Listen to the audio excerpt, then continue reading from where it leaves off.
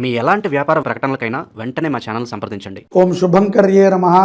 నిఖిల శ్రేయోదాయిని సర్వకార్య సిద్ధిప్రద పరబ్రహ్మస్వరూపిణి శుభంకరీ నమోస్తుతే. శ్రీ రానున్నటువంటి 2026 సంవత్సరంలో జనవరి నుంచి డిసెంబర్ వరకు మీనరాశి వారికి ఉన్నటువంటి గోచార ఫలితాలని క్లుప్తంగా తెలియచేస్తున్నాము. శ్రద్ధగా ఆలకించండి. ఈ యొక్క 2026-27 సంవత్సరంలో మీనరాశి వారికి ఆదాయం 14, వ్యయం 11, రాజ్యపూజ్యం 7, అవమానం 2. ఈ యొక్క మీనరాశిలో ఉన్నటువంటి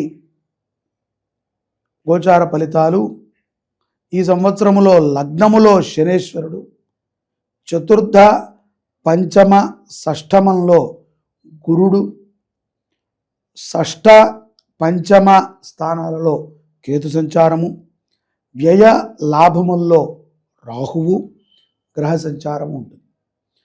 ఈ యొక్క జన్మ శని అంటారు కదా, దాని ప్రభావము మీనరాశి వారి మీద చాలా ఉంటుంది.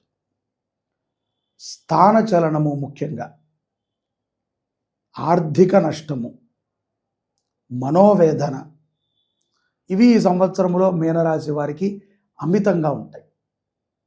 అలాగే మనము ఏమీ చేయకపోయినా సరే ఏదో తప్పు చేశామనేటువంటి ఒక నింద, చెడు స్నేహితులు ఎక్కువగా పరిచయం అవటం, అలాగే స్వప్న బాధలు, నిద్ర సరిగ్గా లేనటువంటి సమస్యలు, కుటుంబంలో కష్టాలు ఏముండవు కానీ స్వకృత్యముగా మనం చేసుకునేవిగా కనబడుతూ ఉంటాయి. నేను చాలా సందర్భాల్లో ఎంతోమందికి చెప్పాను, మళ్ళీ మీకు కూడా చెప్తున్నా. ఏలినాటి శనిని ఒక వరముగా మనం భావించి మన జీవితాన్ని మనం గడిపినట్లయితే ఒక దీక్షతో విజయము తప్పదు. అలాగే సంచార స్థాన ప్రభావాల చేత మనకి లభించేటువంటి లాభ నష్టాలు ఎలాగో వస్తాయి. ఇక్కడ చాలామంది శని ప్రభావం అండి, ఇబ్బందిగా ఉంది అని ఏమీ జరగకపోయినా కూడా అనుకుంటూ ఉంటాం. కాబట్టి అటువంటి భ్రాంతిలో ఉండకండి. శనిని స్మరిస్తే చాలు. నిజంగా కష్టాలు మనకి వచ్చి ఉంటే గనక భగవంతుడి యొక్క దృష్టిలో మనం ఉన్నాం. ఏమీ రావట్లేదండి, అందరూ చెప్తున్నారు కానీ ఏలినాటి శని అని, ఇటువంటివి మాకేమీ లేవు అంటే గనక వీటన్నిటికన్నా మించిన ప్రమాదం ఒకటేదో పొంచి ఉంది. తస్మాత్ జాగ్రత్త. లేదంటావా, ఈ లిస్టులోనే నువ్వు లేవు, అది నువ్వు అదృష్టంగా భావిస్తున్నావేమో, అది పరమ దురదృష్టం. ఎందుకంటే దీంట్లో ఉంటే ఇప్పుడు క్లియర్ అయిపోయేది, లేదంటే మళ్ళీ ఎప్పుడు ఎలా ఆ లిస్టులో పడతామో తెలియదు, పడినప్పుడు ఇబ్బంది పడాలి. కాబట్టి మధ్యవర్తిత్వం ఉండేటువంటి పనులని ఎవరు కూడా మీనరాశి జాతకులు చేయకండి. వ్యాపారస్తులు ముఖ్యంగా సొంత వాహనముల్లోనే ప్రయాణం చేయండి. మూర్ఖత్వముగా రాత్రిపూట ప్రయాణములు, మూర్ఖపు నిర్ణయాలని కట్టిపెట్టండి మీనరాశి వారు 2026లో.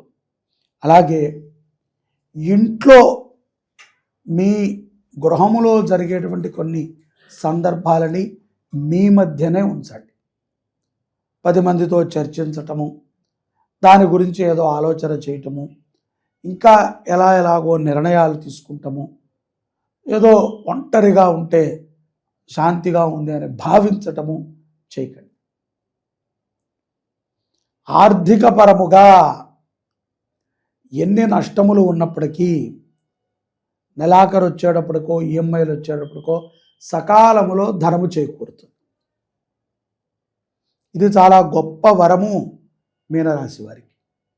అలాగే ముఖములో ఉన్నటువంటి కళ తగ్గిపోతున్నప్పటికీ, ఏదో ఒక తెలియనటువంటి నిరుత్సాహము నిరంతరము మీ వెంట ఉన్నప్పటికీ ఎంతో ధైర్యంగా ఉంటారు. ఎటువంటి నిర్ణయాన్నైనా సరే పెద్దలతో చర్చించి తీసుకోండి. సొంతంగా నిర్ణయాలు ఈ యొక్క సమయంలో 2026లో ఏమాత్రము పనికిరావు. దేనికైనా సరే ఒక్కసారి అంటే మనకి చెప్పే ఆన్సర్ కోసం కాదు, మనకు కావాలంటే కావాలి అని ఎవరు చెప్తారో వాళ్ళకి చెప్పడం కాదు. తల్లిదండ్రులతో చర్చించాలి, లేకపోతే భార్యతో కానీ, అక్కతో అన్నతో కానీ, తమ్ముళ్ళతో కానీ, ఎవరితో అయినా సరే మీ ఆప్తులతో చర్చించండి.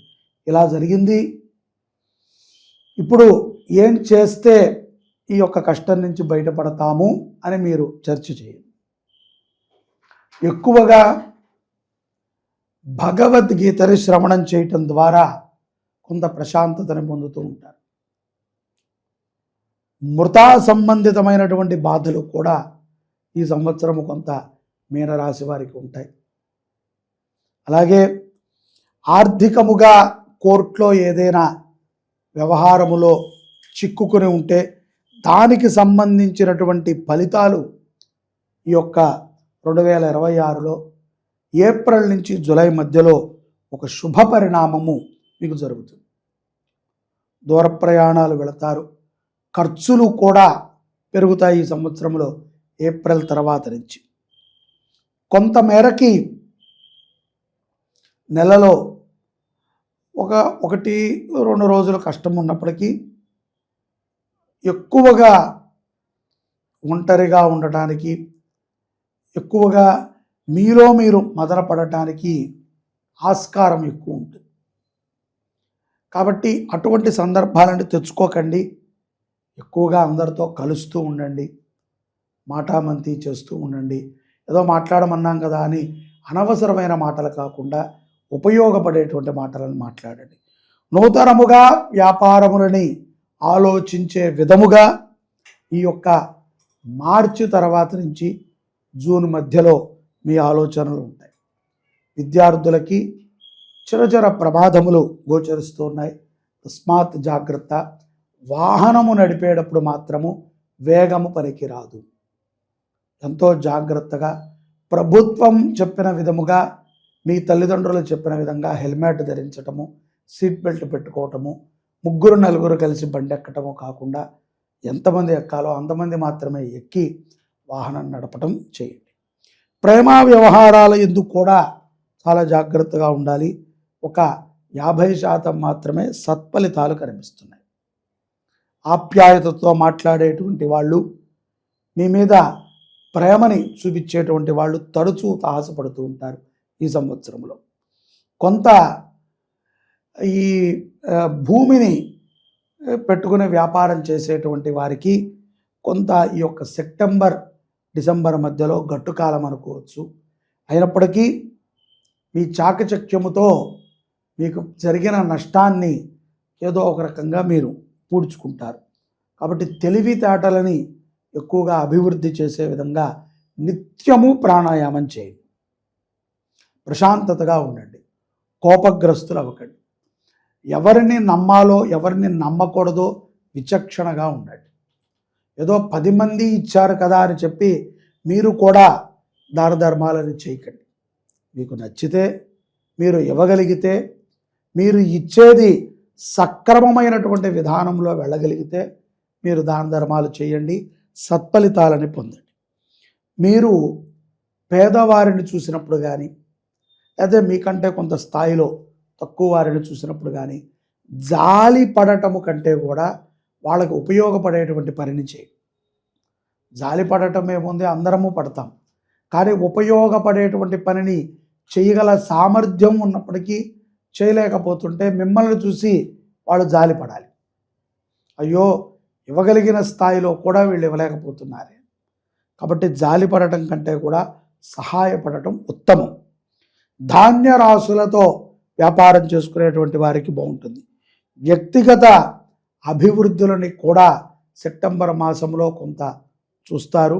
అలాగే కుటుంబ అభివృద్ధి పరమైనటువంటి ఆలోచనలు కూడా ఈ సంవత్సరం ఎక్కువగా చేస్తారు. సోదరితో కానీ సోదరులతో కానీ మీనరాశి జాతకులకు విభేదాలు ఉంటే వాటిని సర్దిపుచ్చే విధంగా ప్రయత్నం చేయండి. జాయింట్ వ్యాపారాలని చేసుకునేటువంటి మీనరాశి జాతకులు 1-2 సార్లు పత్రాలను పరిశీలించండి. మధ్యలోనే మీ పార్ట్నర్ జారిపోవచ్చు, మధ్యలోనే మిమ్మల్ని ఇబ్బంది పెట్టే విధంగా అతని యొక్క ప్రవర్తన ఉండవచ్చు. కాబట్టి చాలా జాగ్రత్తగా మీరు ఉండండి. ఈ యొక్క మిత్రులతో కానీ స్నేహితులతో కానీ ఏదైనా లావాదేవీ నడిపేటప్పుడు కానీ ఇతర విషయాల యందు కానీ కొంత జాగ్రత్తని తీసుకోండి. గుడ్డిగా అందరినీ నమ్మటము కూడా ప్రమాదకరం. విద్యార్థులు కూడా చాలా జాగ్రత్తగా ఉండాలి. ఈ యొక్క 2026 సంవత్సరంలో మీనరాశి జాతకులు సుబ్రహ్మణ్యేశ్వరుణ్ణి నవగ్రహాలని తరచూ స్మరిస్తూ ఉండాలి. నిత్యము కూడా నవగ్రహ స్తోత్రాన్ని వినటం ద్వారా ఎంతో ప్రశాంతతను పొందుతారు. సుబ్రహ్మణ్యేశ్వర స్వామి ప్రీత్యర్థము మంగళవారం నియమం చేసిన, సుబ్రహ్మణ్య దేవాలయాలను దర్శించిన, అర్చనాది కార్యక్రమాలను చేసిన చాలా గొప్ప ఫలితాలని మీనరాశి జాతకులు పొందుతారు. ఖరీదైనటువంటి ఆభరణాలు, వస్తువులు, డాక్యుమెంట్స్ని తరచూ పరీక్షిస్తూ ఉండండి. అవి కొంత జారుకుంటాయి, ఎక్కడ పెట్టామో మర్చిపోతూ ఉంటాం. కాబట్టి ప్రతి విషయములో కూడా పరమాత్మ యొక్క అనుగ్రహంతో జరుగుతోంది అనేటువంటి ఒక భావనతో ఉండండి. పెద్ద ప్రమాదాలు లేనప్పటికీ ఉద్ధృతమైనటువంటి ఆలోచనలు మీలో ఈ యొక్క సంవత్సరం ఎక్కువగా జరుగుతాయి. శని ప్రభావము అని మీరు అనుకుంటూ ఉంటారు. కాబట్టి సుబ్రహ్మణ్యేశ్వర ఆరాధనని చేయండి, కోపాన్ని తగ్గించుకోండి. ఏది జరిగినా సరే కాలములో అన్నీ కొట్టుకుపోతాయి, కానీ మనము నోరు జారితే మాత్రం కొట్టుకుపోతుంది. చాలా జాగ్రత్తగా ఉండండి. నోరు కానీ మనస్సు కానీ చేత కానీ మనము జారకుండా దిగ్విజయముగా 2026 మీకు జరగాలి అని కోరుకుంటూ, భారతమాత అనుగ్రహము, గోమాత అనుగ్రహము సదా మీకు ఉండుగాక. జై శుభంకరి.